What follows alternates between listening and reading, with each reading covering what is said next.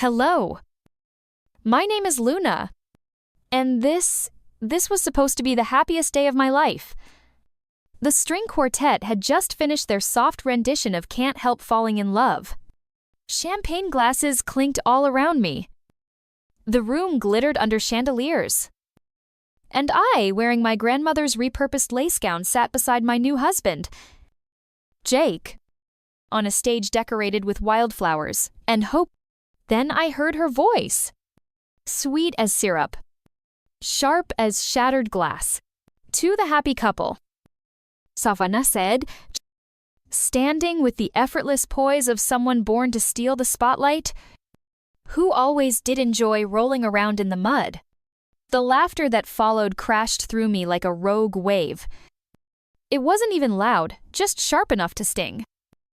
Sharp enough to remind me exactly where I stood. Savannah Walker, my older sister. The golden girl with a six-figure job in Manhattan and a real estate portfolio that made mom brag to her friends over mimosas. Even here, at my own wedding in Austin, Texas. She was the one holding court at the head table, in a designer bridesmaid gown, sparkling under the lights. Meanwhile, I was the bride wearing secondhand lace, trying not to cry into my ginger ale. Luna. Honey, smile.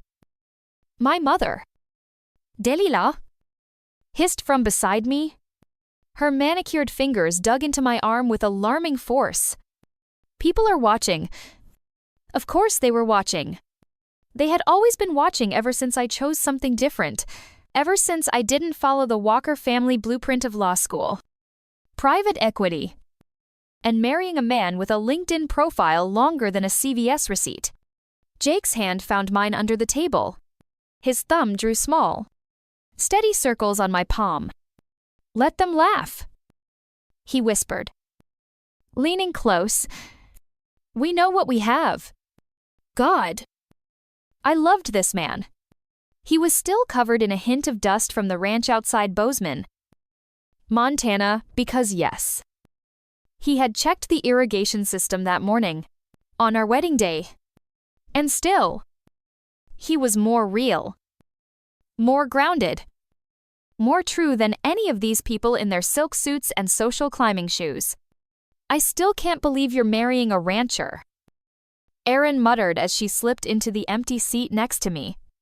Erin, my baby sister, 27, peacemaker of the family, too polite to ever say what she really thought. I mean, I think it's romantic. But Mom's been popping antacid since Thursday. Comforting, I muttered. From across the room, I could see Savannah basking in attention, like she was running for public office. She wasn't just successful, she was legendary. MBA from Stanford. Corner office with a view of the Hudson. Husband named Preston who wore pocket squares and talked about market shifts at brunch. That was the standard. That was the Walker name. Then there was me.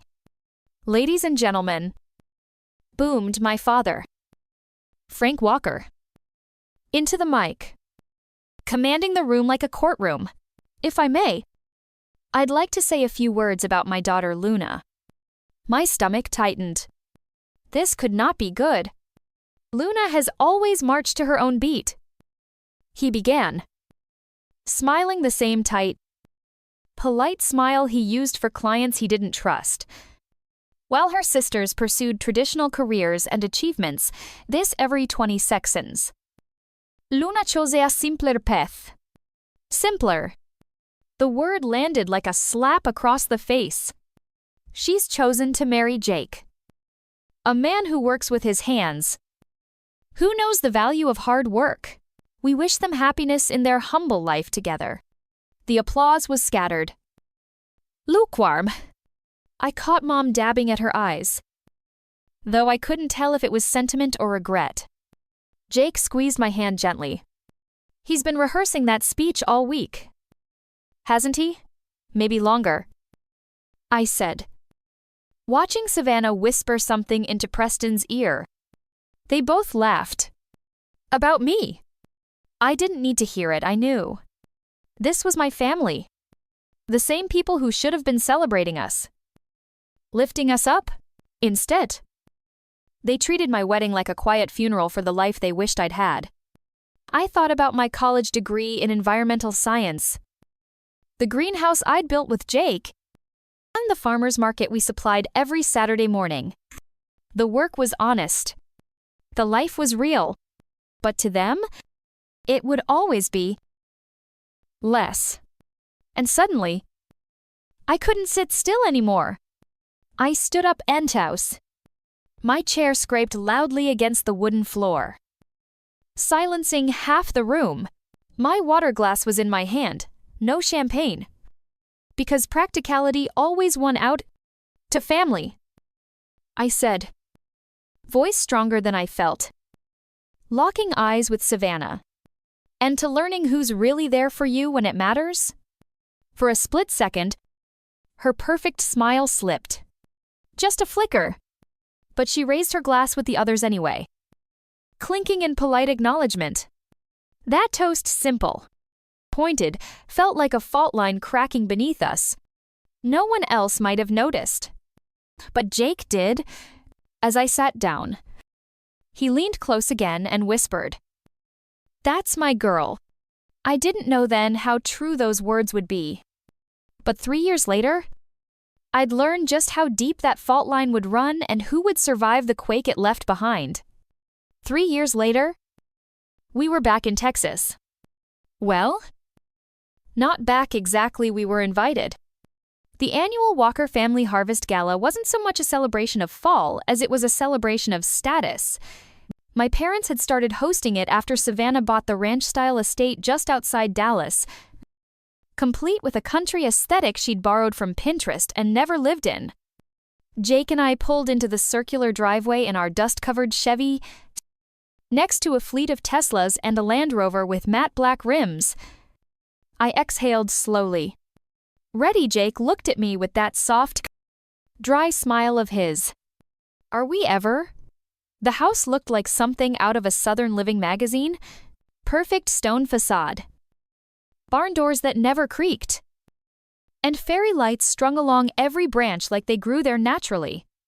I carried our contribution, a dish of roasted squash from our garden, drizzled with honey from our own beehives. As we stepped into the backyard, laughter floated through the air. Backed by a jazz quartet hired for atmosphere, Luna, my mom, Delila, appeared at my elbow in a maroon dress and pearls the size of gumballs. We were just talking about Savannah's new investment property in Aspen. And Preston's new consulting firm isn't that exciting, I nodded politely. Already bracing. And right on cue, Savannah appeared. White sundress, tanned skin, and that perfectly manicured smile she wore like armor. "Oh, you brought food," she said, eyeing my dish like I'd arrived carrying roadkill. "How thoughtful.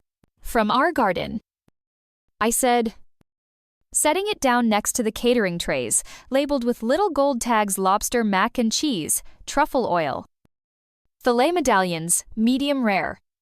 "Is it organic?" Preston asked, sidling up with a martini in hand and the kind of smugness that money couldn't buy, but apparently could manufacture. "It's homegrown," Jake said calmly, standing beside me, hands in his pockets. His jeans were clean but well worn, and his chambray shirt didn't have a single logo. "Right." Preston nodded with mock interest. "The whole farming thing?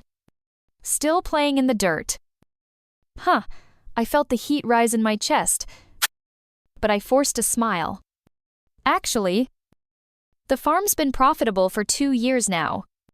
Savannah laughed, light and sweet, like wind chimes in a thunderstorm. "Profitable? Oh, honey, that's adorable. Preston just closed a deal last quarter worth more than your farm probably makes in 5 years. I opened my mouth, but Jake gently squeezed my hand. "Frank Walker, my father, joined the group with a tumbler of whiskey. Speaking of, Jake? He said, his smile tight. Delilah and I were just wondering when you two might be ready to do something more substantial with your lives. Frank? My mom warned. Though her tone was more curiosity than caution, we're happy. Jake said simply, we like our work. Honest work. I added, honest work. Preston echoed, swirling his martini. That's one way to put it. He leaned in theatrically. Watching you two at these things is like watching a nature documentary. Here we see the quaint rural couple. In their native habitat, trying not to spill their hand-churned butter on the patio, the people around us chuckled. Something cracked inside me. At least we sleep well at night. I said, the words escaping before I could stop them. The laughter faded instantly. What's that supposed to mean? Savannah asked. Her voice had lost its silk, now it was glass. Nothing. I said quickly. Just that. Physical labor makes you tired. In a good way. But it was too late. I'd crossed an invisible line. Even the hired violinist seemed to pause. Well, Mom said with brittle cheer. Who wants to see the new guest house? The crowd moved away like a school of fish avoiding a predator. I didn't follow. Jake stood beside me in the silence, hands still in his pockets. Gaze somewhere far beyond the curated backyard. I'm gonna check the truck. He said finally. Make sure I didn't leave the windows down. We both knew he just needed air. I'll come with no. He said gently. You stay. Enjoy your family. The word enjoy hit like a stone skipping over water. Shallow. I watched him disappear around the corner of the house. Shoulders tight. À moment la terre? Erin slipped in beside me with 2 glasses of wine. They're being awful today. Today she handed me a glass. Okay. Always. But worse than usual. I took a sip. When was the last time anyone in this family asked about my life without using it as a punchline? Erin hesitated. It's been tense lately. Preston's deals haven't been going well. Savannah's worried. She's just taking it out on you. I stared into my wine, remembering every snide comment, every backhanded compliment, every so cute jab about our home, our clothes, our life. She's not worried, I said. She's cracking. Before Erin could respond, Savannah's voice rang out from the patio like a bell at a stock exchange. Luna, come settle a debate for us. I turned to see her standing center stage with a drink in one hand and a story in the other. The crowd parted as I approached. We were just discussing career trajectories, she said, smiling like a shark. And I was telling everyone how you've really found your calling. I mean, not everyone can handle the intellectual rigor of small-scale farming. Right laughter. Of course. And I just have to ask. Savannah said, stepping closer. Don't you ever wonder what you could have accomplished if you'd really applied yourself? The word sliced clean. I opened my mouth, then closed it. Because what do you say to someone who spent years turning your whole life into a cautionary tale? I didn't say anything. Not yet. But in that moment, I felt it like a seed cracking open under the weight of sunlight. Something was going to grow from this. They just didn't know it yet. 2 weeks after the Harvest Gala, my phone rang while I was elbow deep in pumpkin guts. I glanced at the screen. Erin. I wiped my hands on a dish towel and picked up. Hey! Hey! She said, a little out of breath. Got a minute, sure. We're carving pumpkins. Well, Jake is pretending not to judge my uneven triangle eyes. I believe in you. Jake called from across the kitchen, knife in hand. squinting at a fat, lopsided gourd like it owed him money. Aaron laughed softly. Tell Jake he's a national treasure. He heard you. What's up? A pause. Not a long one, but long enough. You remember what we talked about at the party? She asked. I felt my chest tighten. The part where Savannah insulted me in front of 20 people. Or the part where you said she was cracking, the second one. I leaned against the kitchen island. Yeah, it's worse than I let on. Aaron said, lowering her voice. Way worse. I glanced at Jake, who was now methodically hollowing out a pumpkin. Talk to me. Preston's crypto firm is tanking. Like, beyond recovery. And Savannah's Aspen deal, it fell through. She's overleveraged. They've been liquidating assets behind the scenes. That new Mercedes leased? Their savings, gone. I let out a breath. So, the perfect couple isn't so perfect. It's not just them. Aaron said, Mom and Dad have money in Preston's firm. A lot of money. Retirement-level money. I blinked. What? They let him manage it through some side deal. High return. Low risk. You know how Preston talks. Now it's vanished. I was quiet for a moment, watching the autumn sun drift across our kitchen floor like honey. They're all spiraling. Erin continued. But you can't tell anyone I told you. I won't. I said, I'm just surprised. Don't be. They were so sure they were untouchable. Later that week, I got a text from Mom. Hi, sweetheart. Would love to see you both soon. Maybe this weekend. And then another from Dad. Come by the house. We need to talk. Family stuff. The phrase family stuff had never meant anything good in our world. Jake and I sat on the porch that evening, sipping cider while the Montana sky melted into lavender. They're going to ask us for something, I said. Jake nodded. Eyes on the horizon. Probably money. Or the farm. He didn't say anything for a long time. Finally, you don't owe them anything. I know. He turned to me. Face calm but serious. Do you? Because you have a soft heart. Luna. And they know how to twist that. I looked down at the ring on my finger. The one he gave me after proposing under the stars with dirt under his nails and love in his voice. I'll be fine, I said. But yeah, I think this is the moment. He reached for my hand. Then whatever happens, we face it together.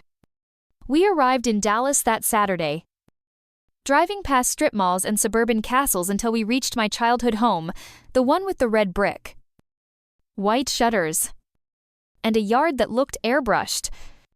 Everything looked the same, and yet smaller. The door opened before we knocked. Mom pulled me into a hug that felt more rehearsed than real. Luna. Jake. Come in.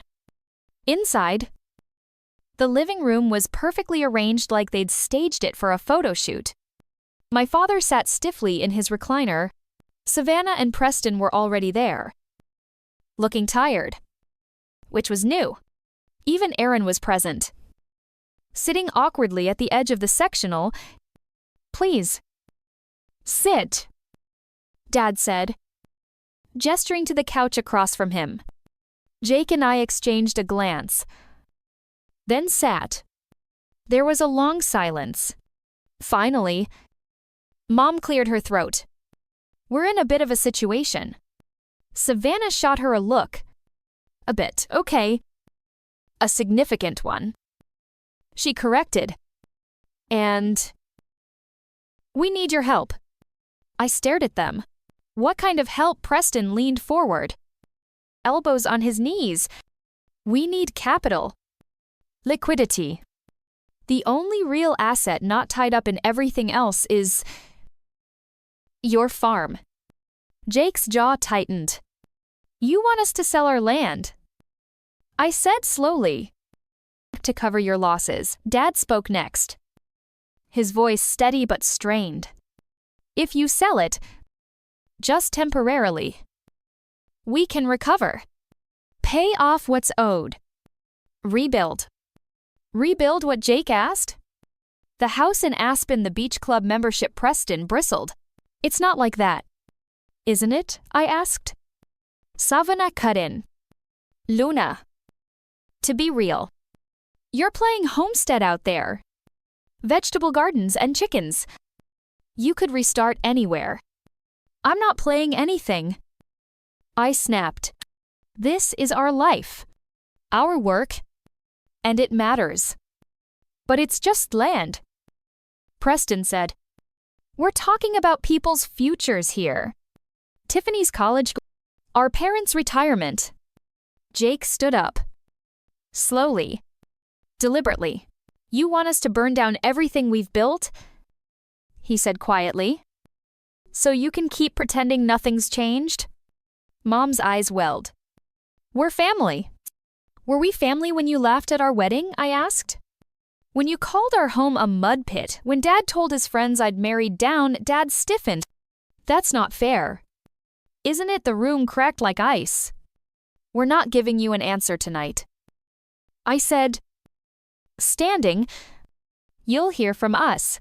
As we walked to the door, Savannah called out, you'll regret this. Luna, when you're old and alone, you'll remember we were the ones who needed you. I paused, then turned back. No. I said, I'll remember this as the day I finally saw the truth. The drive back from Dallas was quieter than usual. No music. No small talk. Just the rhythm of the tires over the asphalt and the endless stretch of Texas plains outside the window. Jake kept his eyes on the road. I could tell he was trying to stay calm. But his grip on the steering wheel said otherwise. I stared out at the dusky horizon. Arms folded. Mind spinning. I'd always imagined that standing up to my family would feel triumphant. Like the heroine in some feel-good movie. Walking away with her head high and a new chapter unfolding beneath her feet. But all I felt was hollow. You okay? Jake finally asked. His voice low. I nodded. Then shook my head. I don't know. He reached for my hand across the console. You did the right thing. Did I? My voice cracked. They're my family. Jake? No matter how they treated me, no matter how condescending, they're still blood. Jake didn't answer right away. Sometimes blood's not the same as love. I swallowed the lump in my throat and looked out the window again. Our home, our real home, was still hours away. But suddenly, it felt like the only place I wanted to be in the world. When we finally pulled up the long gravel road. The porch light was glowing. The chickens had already settled in for the night. A cool breeze swept through the trees. And the sky was spattered with stars. Home. I stood there for a long time, just breathing it in. That night, I couldn't sleep. I lay awake, listening to the creaks of the old house, the wind rustling the leaves, and Jake's quiet breathing beside me. Then I got up, made tea, and opened my laptop. Something inside me wouldn't settle. I needed to do something. I logged into our business dashboard, the one Jake had built from scratch. The one we rarely showed anyone outside of trusted partners. And as the numbers loaded on the screen, my breath caught in my chest. We were doing better than I realized. Way better. Revenue was up 34% over last quarter.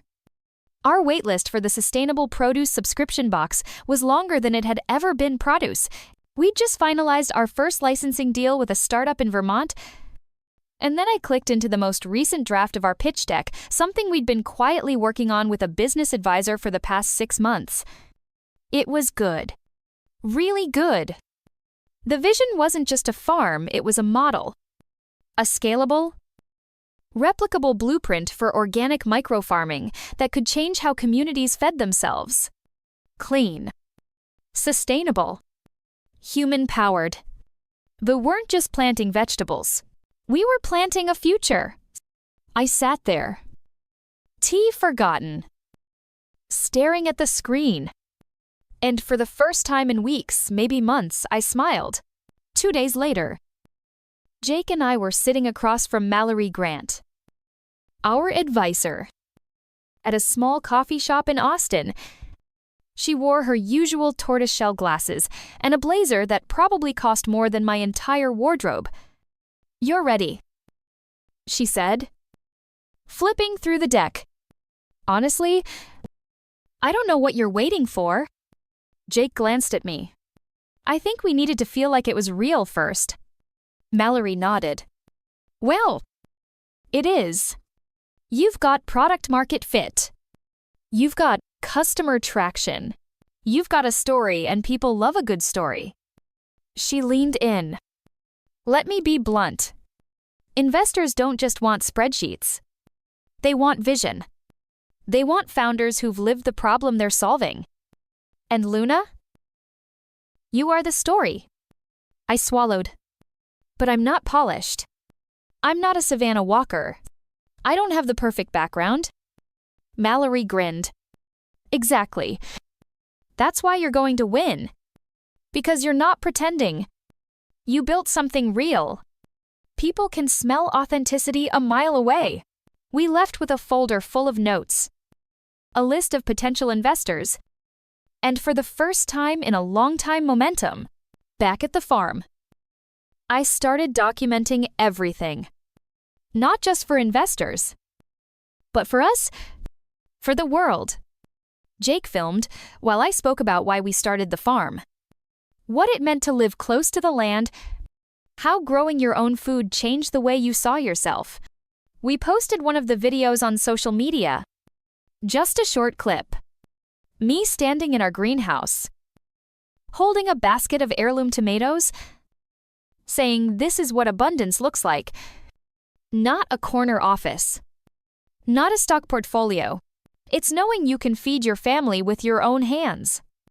It's knowing your food has a name, a place, and a story. That's wealth. We didn't expect it to go viral, but it did.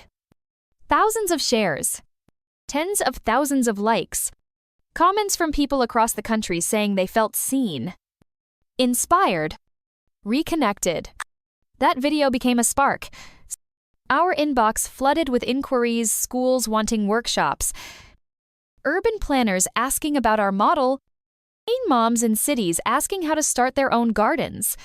Suddenly, our little corner of Texas wasn't so little anymore. And then, one morning, I got a call from my father. I almost didn't answer. But something in me said, face it head on. "Hello," there was a pause. Then Luna. "It's Dad." I stayed silent. Oh. "I saw your video," he said awkwardly. "Your mother showed me." Another pause. "You looked strong." "Thanks," I said, not sure what else to offer. More silence. "We were wrong," he said, finally. "About you. About all of it." I felt something shift. Not forgiveness. Not closure. But an opening. "Thanks for saying that," I said. "I don't expect anything." He added quickly, "I just wanted you to know." I hung up a few minutes later, hands shaking. Jake looked at me from across the porch. "Everything okay?" I nodded. "Yeah. For the first time." "I think it might be." It started with an email. Subject line: "Interested in a feature for Modern Homestead magazine." I almost deleted it, thinking it was spam. But something about the sender, her name, Claudia Finn felt familiar. I clicked. Hi, Luna. I came across your greenhouse video and was deeply moved. I'm the editor-in-chief of Modern Homestead. Would love to feature your story in our next issue. Please let me know if you're open to a call. I blinked. Then read it again. Jake, I called across the kitchen. You're not gonna believe this. He looked up from his coffee. They want a subscription box. Nope. They want us. 3 weeks later, we were on the cover. Jake holding a bundle of carrots, me smiling under a wide-brimmed hat. The words Luna and Jake, the new face of farming, stamped in glossy green at the top. The article was more than a profile. It was a love letter to the land, to the struggle of building something from scratch, and to the values we held: honesty, simplicity, sustainability. But it was the final quote that caught everyone's attention. Claudia had asked me, if you could say one thing to the world, what would it be? And I had answered, don't confuse loudness with truth. Sometimes the quietest life is the most revolutionary. That line took off like wildfire. People began quoting it in captions, printing it on t-shirts, turning it into wall art. Suddenly, I wasn't just Luna from the farm. I was Luna, the woman who walked away from a wealthy family and built a movement with her hands in the soil. The requests started rolling in. Podcasts, panel talks, a speaking invitation at a sustainable agriculture summit in Portland.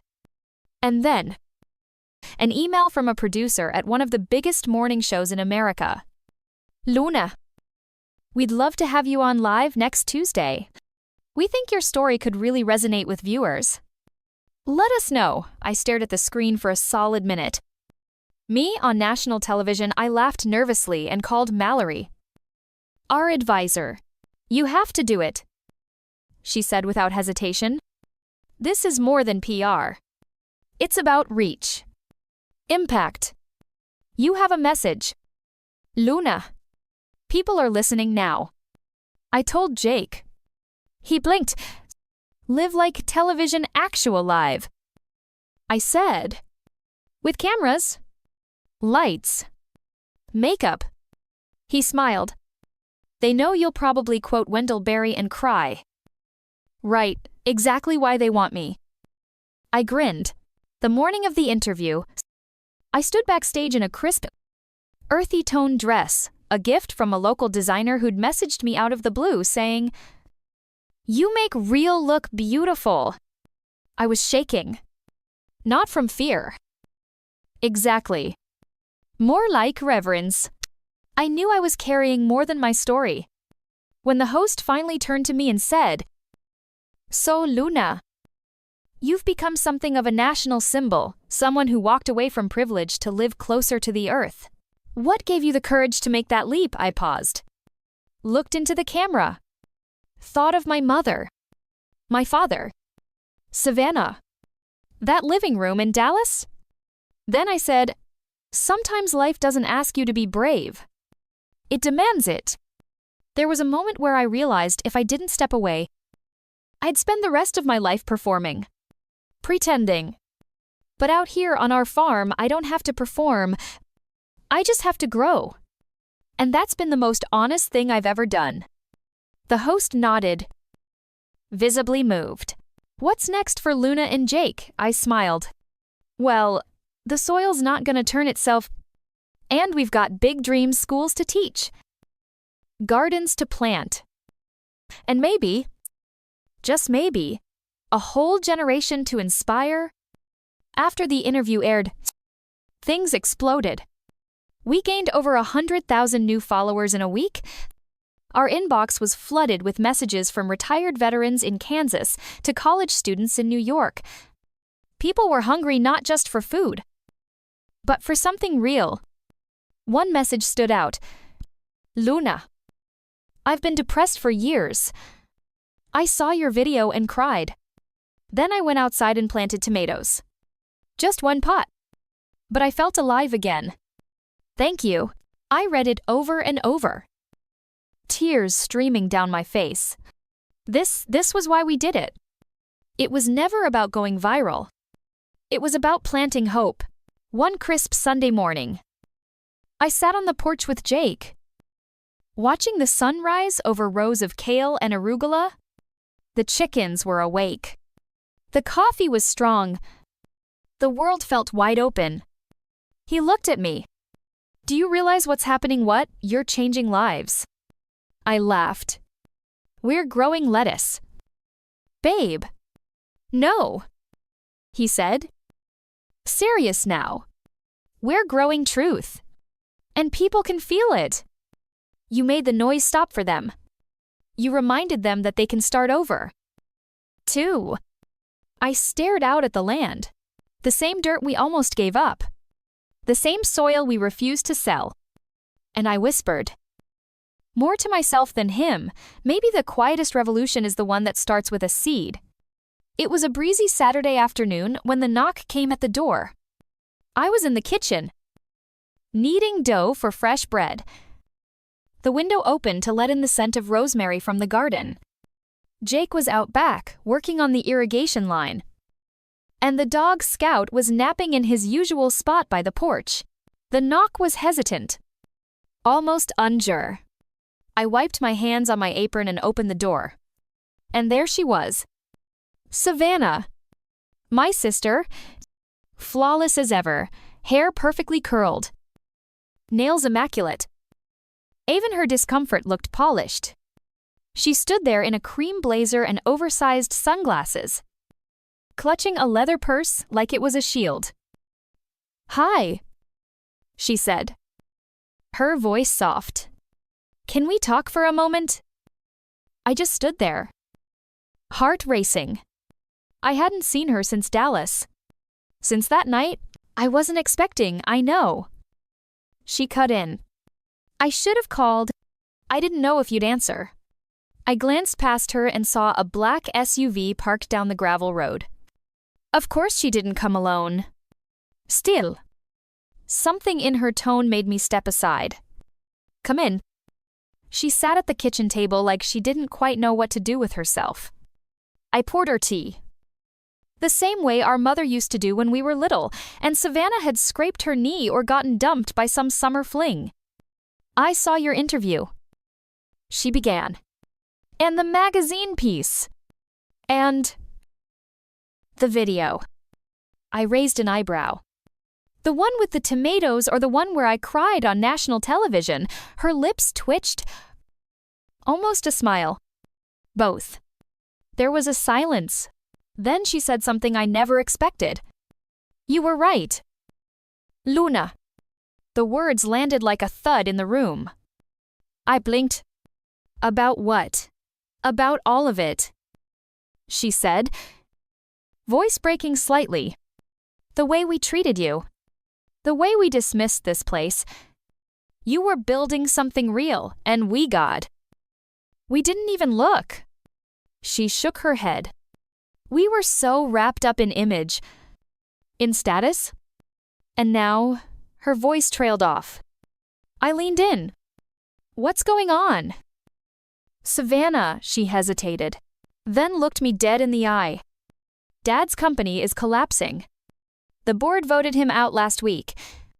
Lawsuits are flying. Investors pulled out. It's a mess." I didn't say anything. "And Mom," she continued, her eyes glassy. "She's sick. Not life-threatening. But she's scared. They both are." I swallowed. Hard. "And they think I can fix it," she added bitterly. "As if I've ever run a company? They're grasping at straws. And now, suddenly, you're the daughter with the answers." I stood there, unsure what to feel. Anger, pity, justice, but all I could muster was a strange, quiet ach. "They want me to ask if you'd consider helping," she said. I laughed once, short and bitter. "Helping, as in bailing them out? No. Not money," she said quickly. "They think maybe Maybe there's a way to partner. To show the world you're not against them. To soften the press coverage. I shook my head. Savannah, we're not a PR campaign. I know. I told them you'd say no, but I came anyway. Because I needed to see you. I looked at her then. Really looked. She wasn't the icy, flawless woman I remembered. She looked tired. Hollowed out. Like someone who'd finally realized the high tower she lived in was made of glass. I'm not angry anymore, I said softly. But I'm not going backward. I'm not shrinking to fit into their idea of me. She nodded slowly. I wouldn't ask you to. There was a beat of silence. Then she said, Luna, how did you do it? How did you get free? I stared at her for a long moment. Then poured us both more tea. We sat on the porch for the next hour. I told her about the nights Jake and I slept in the barn to save money while we rebuilt the greenhouse. About the time our irrigation system collapsed and we had to haul water by hand for weeks. About crying into my pillow. Questioning if I had made the biggest mistake of my life. And about the first time I held a box of produce and knew this is mine. This is truth. Savannah listened. Not like before, half distracted. Performative. But truly listened. I'm sorry I wasn't there. She whispered. I don't think you could have been. I replied gently. You were surviving in your own way. She looked out across the fields. Do you ever think you'll come back to Dallas? I shook my head. This is my home now. Not because it's easy, but because it's real. She nodded. And for the first time, I saw a flicker of something in her eyes. Not regret, but longing. When she stood to leave, she hesitated. I don't know what happens next, she said. But if you ever decide to teach people how you did this, you'd change lives. I smiled. That's the plan. She hugged me then. Awkward. Stiff but real. And then she was gone. The screen door creaked shut behind me. Jake walked in a few minutes later, wiping his hands on a towel. How was that I exhaled? Heavy. But honest. He kissed my forehead. You okay? I nodded. I think I just realized they're not the ones I need to prove anything to anymore. He smiled. You never were. It started with a knock on the barn door this time. I was packing up boxes of microgreens for the weekend market. Hands covered in soil. When I saw a shadow pass across the open doorway, a young woman stood there. Maybe early 20s. With nervous eyes and a clipboard clutched to her chest. Hi. Are you Luna? She asked. I am. Can I help you? She stepped forward slowly. As if entering sacred ground. My name is Riley. I'm a senior at Oregon State. Studying environmental science. I saw your interview last month and I guess you could say it kind of changed my life. I smiled, wiping my hands. That's a big thing to say on a Thursday morning. She laughed, blushing. I mean it. I was headed into corporate ag tech. Had a job offer lined up. But then I saw you. Sitting there with your hands in the dirt, talking about how farming saved your soul, and I thought, what if I'm chasing the wrong kind of success? She paused. So I took a semester off. I packed up my car. And I came here, to the middle of nowhere, to where the truth is. I looked at her. Really looked. Behind the nervous energy, there was something I recognized, raw hunger. Not for fame or profit, but for realness, the kind that can't be bought. I nodded once. Well then, I said, let's get you a shovel. Within weeks, Riley became part of our rhythm. She rose before sunrise, learned how to identify healthy compost by smell alone, and cried the first time she pulled a full harvest of heirloom carrots with her own 2 hands. "You're not just growing food here," she said to me one afternoon. "You're growing me." Word spread. More students reached out. Then young couples. Then retirees looking for second chances. And so the idea bloomed quietly. Naturally. Like everything else we built, we launched the Rooted Life Project that fall. Not a farm school. Not a nonprofit. Something in between. A hands in the dirt leadership retreat. A place where people could come for 2 weeks. A month. Or a season to unlearn what the world had told them about worth, wealth, and work. We didn't promise enlightenment. We promised blisters. The first cohort arrived in September, 10 people from 8 different states, each carrying their own stories of burnout, loss, and longing. There was Drew, the exhausted ER nurse. Michelle, a former tech executive who'd sold her startup after a nervous breakdown. Tomas, as a high school teacher looking for a different kind of classroom. They slept in tents, cooked their own meals, journaled under the stars. And slowly, the layers peeled back. On the final night, we sat in a circle beneath the string lights behind the barn. I asked the same question I always asked at the end. "What's one thing you're leaving here with?" Drew said. "That I'm more than the worst days I've lived through." Michelle said. "That I don't have to outrun myself anymore." Tomas simply said, "Hope." Jake and I stood back, watching it all unfold. "I don't think we even realize what we've created," he whispered. I smiled, eyes misty. "I think we didn't create it. We just gave it permission to exist." It wasn't about us anymore. It was about them. About the woman who brought her son here to learn how to plant basil because he didn't speak until he touched the soil. About the veteran who said this was the first place he'd slept through the night in 5 years. About the single mom who wrote us saying, "You didn't just change my life. You gave me one." I kept every one of those letters in a box on my desk. And every time doubt crept in, I opened them. Not to remind myself of what I'd done, but to remember why I couldn't stop. One day, I got a call from Savannah. Her voice was lighter than I remembered. "Guess what?" she said. "Dad sold the lake house." I blinked. "Seriously? Yeah? And you'll never believe what he used the money for." "What, a community garden?"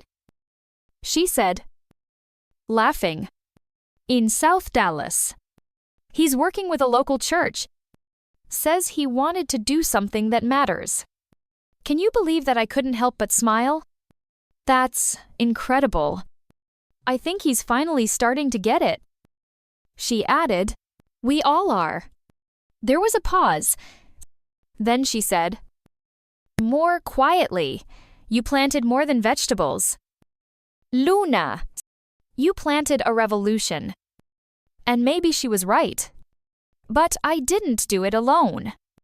It was the rainstorms that tested our resolve. The cracked hands. The sleepless nights. The heartbreaks and harvests. It was every no that forced us to find our own yes. I looked out over our fields, now dotted with students, elders, dreamers, people digging into the earth not to escape life, but to finally touch it.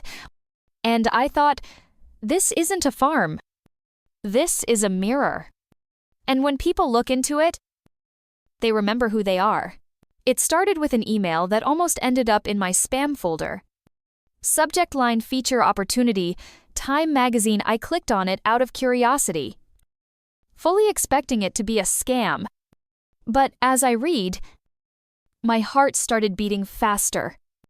A journalist named Claire Dunning, award-winning tout, nationally known, had been following the Rooted Life Project through an underground network of sustainable living enthusiasts. She'd seen clips of my talks, read Riley's blog, and somehow even watched a blurry live stream someone took during one of our evening campfire circles. And now she wanted to fly in. Meet me. Do a cover story. For a moment, I stared at the screen. Stunned. Me a cover story, Jake peeked over my shoulder. Looks legit. But why us? He kissed my forehead. Because you're doing something real. People are starving for that. Claire arrived 2 weeks later with a small crew, just her. A cameraman named Ezra. And a sound tech named Jordan. They were polite. Low-key. And surprisingly eager to work around our routines. I don't want to stage anything. Claire told me. I want truth. The raw, unfiltered kind. I nodded. Nervous. Well, we've got that in spades. She followed me through the fields, asking questions softly while I checked irrigation lines. She sat in on team meetings, helped bake zucchini bread, even pulled weeds with Riley. But it was the nighttime interviews that cracked everything open. Under string lights and stars, she recorded stories from our cohort. People speaking truths they'd never shared with anyone about loss, trauma, identity, and the deep ache to reconnect with something real. Claire cried more than once. So did I. This isn't a farm, she whispered after one of the interviews. This is a sanctuary disguised as soil. I didn't know what the article would look like. I didn't care. Because for the first time, someone wasn't just telling our story, they were feeling it. The article dropped 4 weeks later. The cover read Luna Barnes, the woman who grew a new way of living. The photo was candid me in overalls, holding a basket of tomatoes, dirt on my cheek, sun in my eyes. Behind me, Riley was laughing at something Jake had said off camera. It wasn't glamorous. It was alive. And it went viral. We were flooded. Emails, donations, volunteer applications, corporate execs asking for private coaching, school districts wanting farm education programs, retired doctors, burned-out lawyers, climate activists, teenagers. They didn't just want to visit. They wanted to belong. For weeks, we couldn't keep up. Jake and I were running logistics at midnight, setting up bunkhouses, building compost toilets, redesigning our intake process. We brought in old friends, trusted interns, even hired Savannah, who'd quietly pivoted into social impact consulting. One morning, I stood at the top of the hill overlooking the property and watched 40 people from 12 different states planting kale in synchronized rows. And I cried. Not from overwhelm, but from awe. Because I had once been the girl they told would never make it. And now, I was holding space for 1,000 second chances. But with visibility came pressure. The requests got bigger. Television shows, book agents, universities offering honorary degrees. Some wanted to brand us, turn our project into a lifestyle experience with curated packages and luxury partnerships. I said no. Every single time. Because this wasn't about optics. This was about dirt. Real. Stubborn. Healing dirt. And I refused to let it get paved over by pretty packaging. Still, it was hard as tempting. There were nights I lay awake, wondering if I was holding us back, if I was being too precious, too idealistic, if turning down millions in partnerships made me a fool. But every time I stepped into the garden at sunrise, barefoot and unshowered, and felt the cold dew on the soles of my feet, I remembered. This was never about fame. It was about freedom.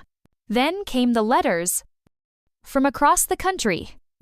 From a 14-year-old girl in Idaho who said watching our story helped her stop self-harming.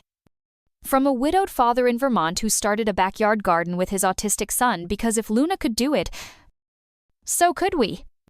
From a CEO in San Francisco who dissolved his startup and used the funds to build a food co-op in his hometown. People weren't just watching. They were changing. That's when I knew this wasn't just a farm anymore. It was a movement. Not mine. Not Jake's. Ours.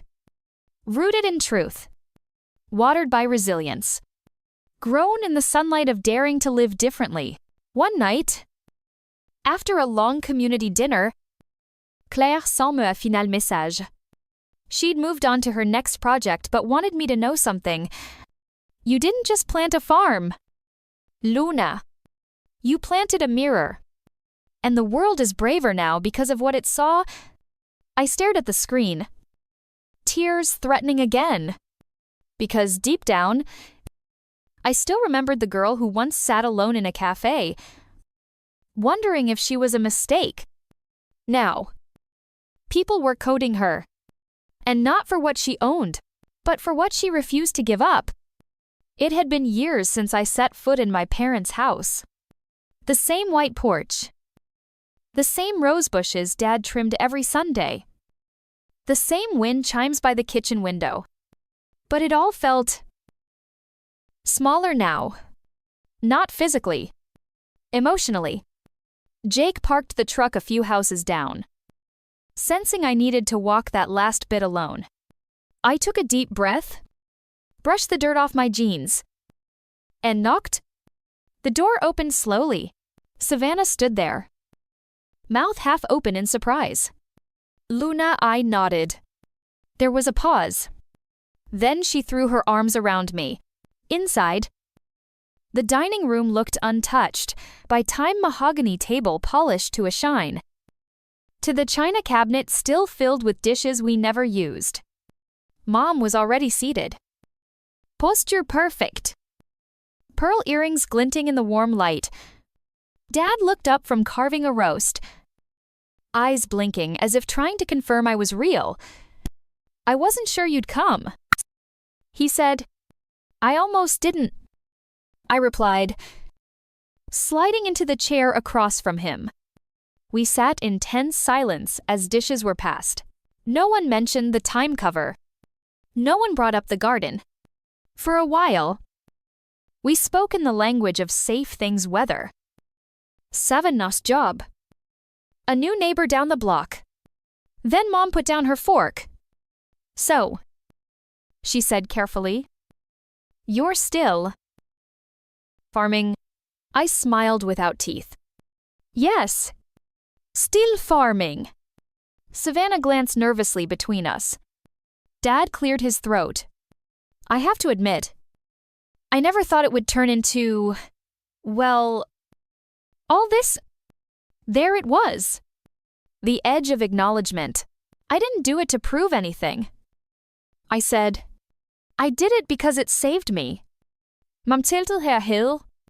Saved you from what? Dear, I looked her straight in the eye. From becoming someone I didn't recognize. Silence fell again. Thick.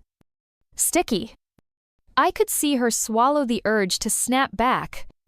Years ago, she might have. But now? She simply sighed. We just wanted the best for you. Luna. And your definition of best didn't include dirt under my nails. I replied, no. It didn't.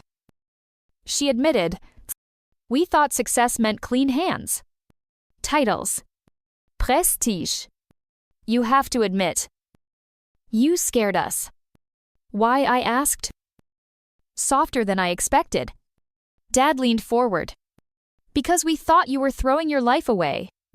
And maybe we were afraid you were right. That your way of living simple? Rough. Real. Would reveal how lost we'd become. I blinked. That was honest. Painfully so. Savannah reached for my hand under the table. You know, she said quietly. After you left, things felt colder around here. We didn't say it, but we missed you. Even when we didn't understand you. My throat tightened. I looked around at the people who had once ridiculed my choices, belittled my values, turned their backs when I needed them most, and now here they were older, softened by time, maybe even a little ashamed. But I wasn't here for an apology. I was here to show them I had survived without one. After dinner, Dad asked me to walk with him to the backyard. We stood by the old oak tree where I used to swing as a child. The moon was high, casting silver light on the grass. I sold the firm, he said suddenly. I turned to him, surprised. What, 2 months ago? Retired early. I started volunteering at a local food pantry. They've got a garden now. Small, but it feeds a dozen families a week. I just stared. He chuckled nervously. Guess your dirt rubbed off on me. And then, almost shyly, he reached into his pocket and pulled out something small. A seed packet. Tomatoes, he said. Thought you might like to plant these with me sometime. My breath caught. Because it wasn't just a seed. It was a bridge. Later. Back at the truck. Jake squeezed my hand. How did it go? I stared out the window for a moment before answering. I think, for the first time, they saw me. Not as the daughter who disappointed them, but as the woman I became because I didn't listen. He smiled. That's a win. No. I corrected him. That's a harvest. Because reconciliation isn't always loud. Sometimes it's quiet, uneasy, full of pauses and half-spoken truths. But it's real. And it's enough. That night, I journaled under the stars like I did in the early days. I wrote, healing doesn't mean erasing the past. It means growing something new in its place. And as I closed the notebook, I knew this chapter wasn't about proving them wrong. It was about showing them what right could look like. It was the kind of morning that didn't need music. The birds were enough. The crisp breeze. The sun not yet bold enough to burn. Just warm enough to kiss. I stood barefoot in the garden, soil damp beneath my feet, and felt everything that had ever mattered to me in that stillness. Jake was at the barn. Riley was harvesting kale with the newer volunteers. A fresh group had arrived yesterday, some from Oregon, some from South Carolina. One woman had come all the way from Finland. They all carried something: trauma, fatigue, to hope. But they were smiling now, laughing, planting things they didn't yet know would change their lives. I walked between the rows, hands brushing the tomato vines. And I thought this began with rejection. With a girl no one believed in. Not even herself. One of the newer volunteers, a teenager named Ava, ran up to me. Miss Luna, do you have a second Miss Luna? I never thought I'd get used to that. Of course, I said, brushing dirt from my hands. She handed me a small envelope. Nervous. I wrote something last night. I didn't know who else to give it to. I opened it slowly. Inside was a poem. It was raw. A little messy. But honest. She wrote about her struggle with depression. The way the farm made her feel alive without pretending. And how she hadn't self-harmed in 2 months since arriving. My eyes filled. She stared at me, unsure. So I hugged her. Not politely. Not professionally. But the way someone hugs you when they know exactly what it feels like to almost disappear. Keep writing, I whispered. She nodded. And for the first time in the weeks she'd been here, her smile touched her eyes. Later that evening, we held our weekly circle under the oak tree, the same one I'd planted our first seed beneath years ago.